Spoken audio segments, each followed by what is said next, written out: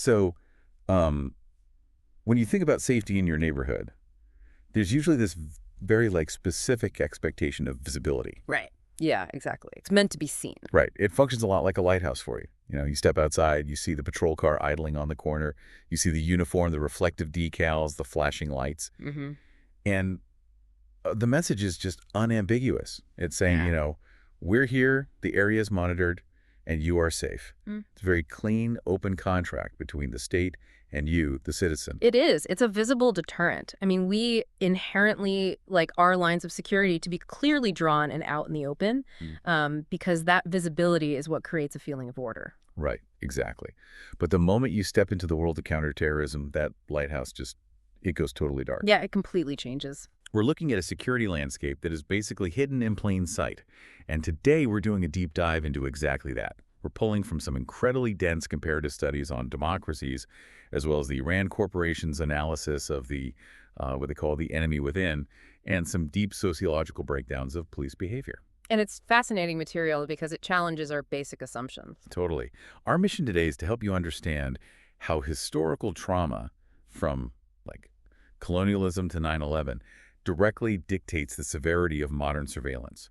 And we're going to explore this really dangerous tightrope that democracies walk when they're deciding whether the friendly cop on the beat should also secretly act as a covert spy. Which is a huge structural tension. It really is. Yeah. Because while we usually picture counterterrorism as something out of a spy thriller, satellites and covert dead drops, the reality is that the most critical intelligence often comes from a really mundane traffic stop right in your own neighborhood. Right, which fundamentally challenges what we think a police officer actually is on a day-to-day basis.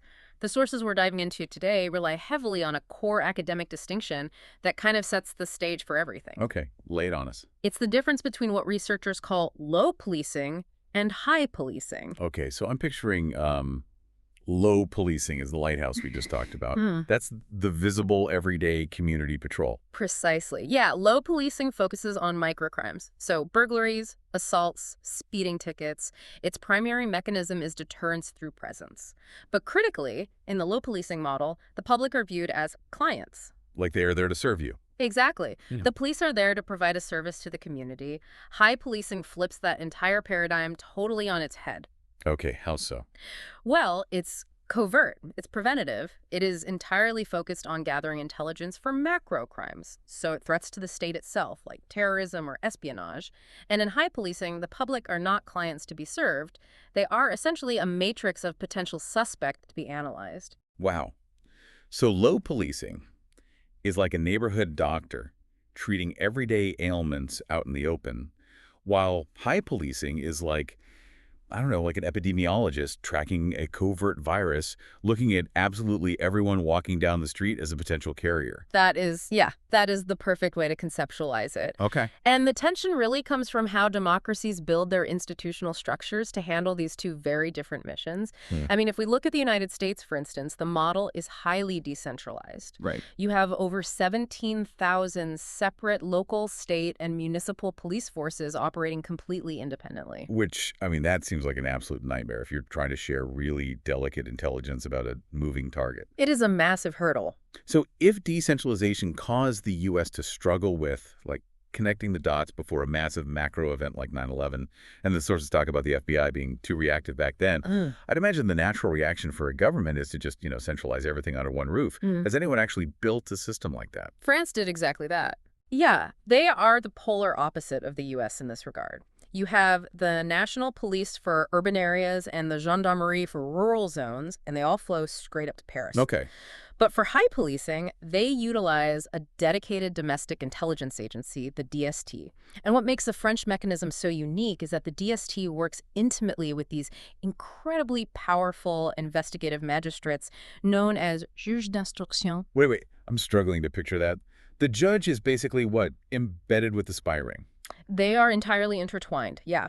These magistrates function as a hybrid between a prosecutor and a judge. They have the power to just open inquiries, authorize wiretaps right on the spot, and directly instruct intelligence operations.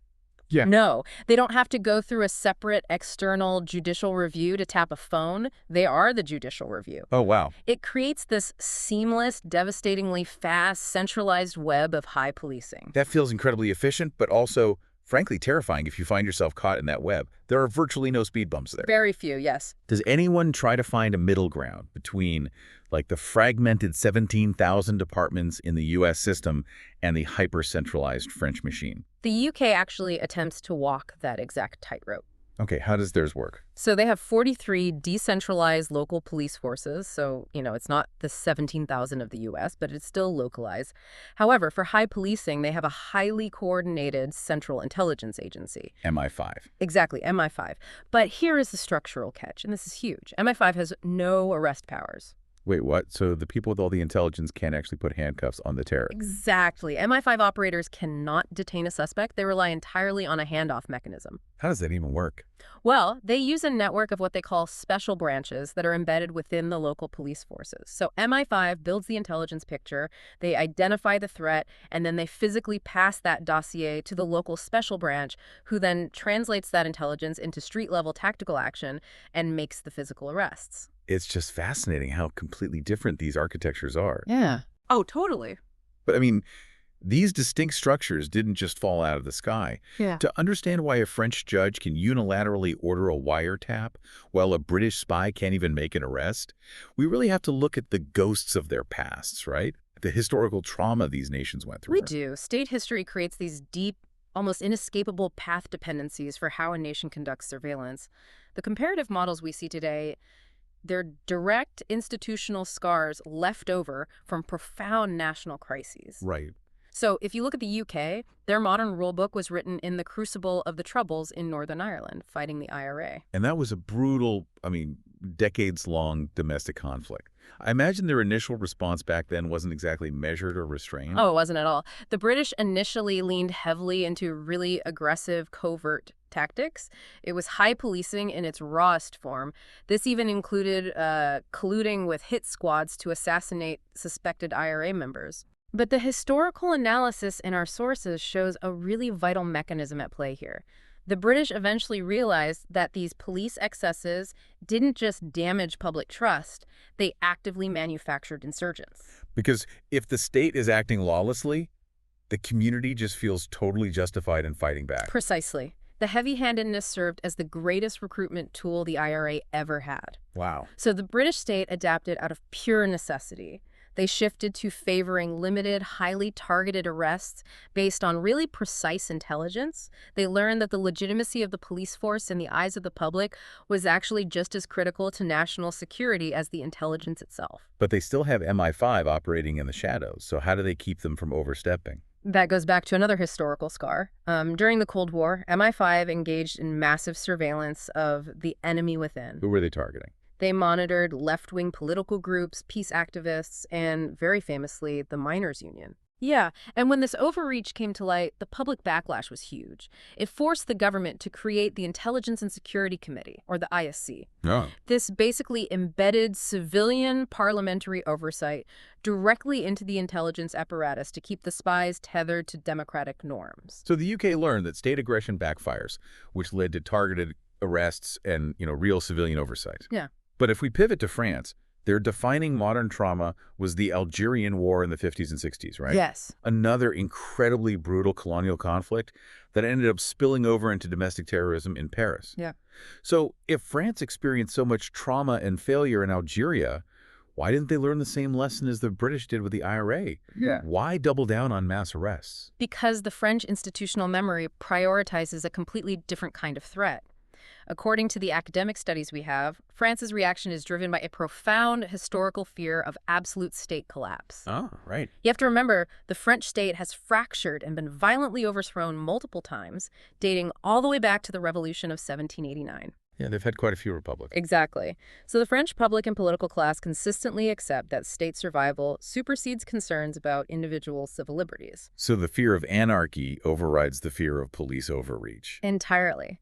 And this legacy means France readily deploys tactics that would just cause absolute riots in London or Washington. Like what? For example, after the 1995 Paris metro bombings, which were orchestrated by Algerian extremists, the French authorized massive indiscriminate roundups. In one single raid, police detained 170 people. 170 people in one raid. Yes. The mechanism there is to prioritize disrupting the network and vacuuming up massive amounts of raw intelligence, and they just accept the collateral damage of violating the rights of the innocent individuals caught in that dragnet. And what about oversight? Do they have some version of the British ISC watching their intelligence agencies? Not really. Uniquely, they have virtually no independent parliamentary oversight for their intelligence services. Seriously, why? This is a lingering mechanism from the Cold War. The executive branch was terrified of communist infiltration in the parliament. Oh, wow. Yeah, so they walled off the intelligence agencies entirely, keeping them under strict executive and judicial control, completely bypassing the legislature. It's incredible how, like, a fear of communists in the 1960s dictates how a wiretap is authorized in modern times. It creates a massive path dependency. So now, looking at the U.S., America's early model was also shaped by Cold War pragmatism. You had the FBI's COINTELPRO program infiltrating civil rights groups and anti-war protesters. Right. But the ultimate pivot point was obviously 9/11. Right. 9/11 fundamentally broke the existing American law enforcement paradigm. The traumatic realization that foreign terrorists were operating comfortably inside the country, it shifted the U.S. to a real hard approach. Right. The federal government realized that, 11,000 FBI agents couldn't possibly watch the entire country. So they created a mechanism to multiply their forces, which is the Joint Terrorism Task Forces, or JTTFs. I hear about JTTFs all the time in the news. But how do they actually function on the ground? Are they just, sharing memos and emails? It's much deeper than just sharing information. A JTTF legally deputizes local and state officers to work on federal intelligence missions. Oh, I see. You're taking a detective whose normal job might be investigating local homicides or gang activity, granting them federal security clearances, and putting them to work gathering covert intelligence under the direction of the FBI. Okay, let's pause there for a second, because the mathematical advantage of that is undeniable. Oh, it's huge. The sources point out there are over 700,000 full-time local and state police officers in the U.S., compared to those 11,000 FBI agents. That is an ocean of extra eyes and ears on the street. Exactly. But how does a local patrol officer actually conduct high policing? What does that look like when they are just, out driving their beat? Well, researchers identify about 10 distinct operational forms of police counterterrorism activities. Okay, like what? Things like covert detection, disruption of plots, target hardening, community mobilization, order maintenance, and criminal investigation. But a few of these really highlight the mechanism at play. First is covert detection. Okay. Local police have unparalleled access to marginalized communities. They know who belongs on a block and who doesn't. Right, they know the neighborhood rhythm. Exactly. Second is criminal investigation. This is kind of the Al Capone strategy. Terrorists have to fund their operations. A local cop looking into something as mundane as the organized theft of baby formula or identity fraud or local money laundering, they might just stumble onto the financing network of a terror cell. So they aren't necessarily looking for a bomb. They are looking for the credit card fraud that buys the bomb. Exactly. And McVeigh, the Oklahoma City bomber, he was not apprehended by a massive federal sting operation. Right. He was pulled over by a state trooper simply because his getaway car was missing a license plate. And the 9/11 hijackers, Muhammad Atta and Ziad Jarrah, were both stopped for routine traffic violations shortly before the attacks. One for driving without a license, the other for speeding. It's just deeply unsettling to realize that the difference between a massive national tragedy and a foiled plot wasn't some high-tech satellite interception, but like a missing license plate. And that highlights a third major mechanism: leverage. Every local felony arrest is a leverage opportunity for high policing. If a local detective busts someone on a mid-level drug charge, they can offer that suspect a deal. They leverage the criminal charge to flip the suspect into an informant, feeding the state intelligence on extremist activities brewing in their neighborhood. I mean, I understand the logic. It makes total sense on paper to use those 700,000 extra sets of eyes. But if I'm visualizing this, if every cop on the beat is now secretly evaluating everyone they pull over as a potential threat to the state, doesn't that fundamentally alter their relationship with the neighborhood? Oh, entirely. I mean, it's like asking your favorite local bartender to suddenly act as a federal tax auditor. Once you realize they are secretly evaluating you, you stop talking to them entirely. The relationship is permanently broken. You've hit on the central, dangerous paradox of modern policing that academics argue over. By turning the local beat cop into a covert spy, the state risks destroying the very community trust that makes that cop effective in the first place. How does that actually play out inside a police department, practically speaking? Well, the first major risk is resource drain. It's a basic opportunity cost.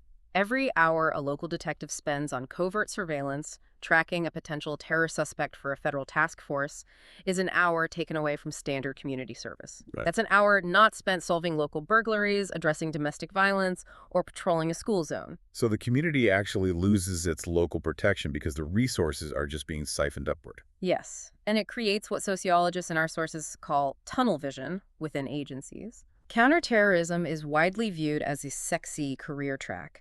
It comes with high-stakes federal grant money, tactical gear, and prestige.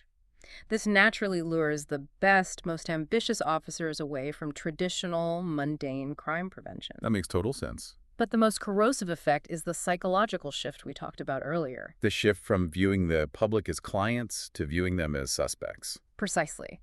And the sociological breakdowns in our sources show this plays out most dangerously in minority or immigrant communities. Yeah, I can imagine.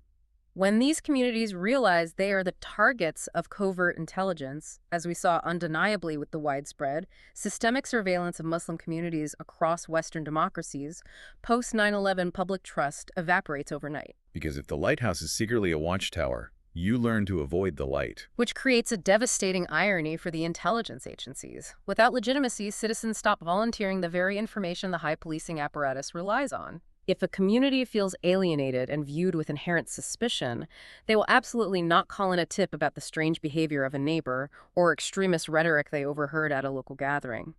And if the community goes silent, the force multiplier of those 700,000 local officers drops to zero. Wow.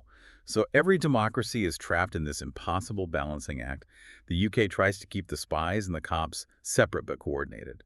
France centralizes everything and just accepts that they will routinely violate civil liberties to keep the state breathing.